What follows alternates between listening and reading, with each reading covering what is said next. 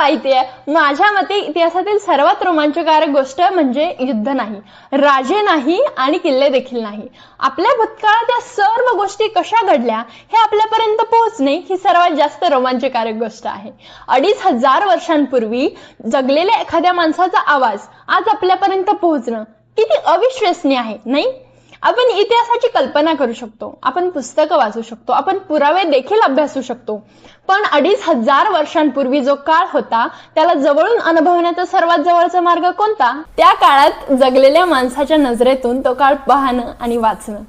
महापंडित राहुल सांकृतायन हे बिहारमध्ये उत्खनन करत होते. त्या खोदकामात त्यांना काही विटा सापडल्या, पण त्या काही साध्या सुद्धा विटा नव्हत्या.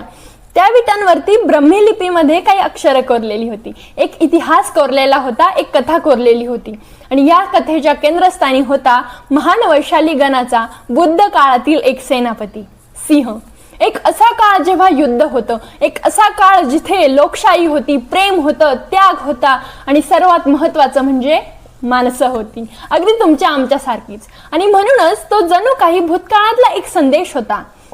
आणि ही सिंह सेनापती कादंबरी फक्त एक कादंबरी वाटत नाही, ती त्या जगाची एक झलक आहे, ती त्या जगाला एक भेट आहे. ही कादंबरी त्याच सिंह सेनापतींनी लिहिलेली आहे. महापंडित राहुल सांकृतायन यांनी त्याचे हिंदी संपादन करून 1942 मध्ये प्रसिद्ध केलेलं आहे.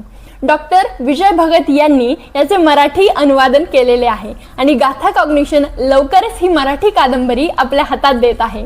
आणि आज आम्ही सर्व गाथा कॉग्निशनची टीम आपल्या समोर सिंह सेनापती या मराठी कादंबरीचे मुखपृष्ठ ठेवत आहोत. आणि हो, या कादंबरीच्या प्री ऑर्डर्स चालू आहेत. आपल्या सर्वांचे प्री ऑर्डर्स आम्हाला नेहमीच प्रेरणा देत असतात. विचार करा, 2500 वर्षांपूर्वी घडलेली घटना काहीच दिवसात आपल्या हातामध्ये वाचण्यासाठी येणार आहे.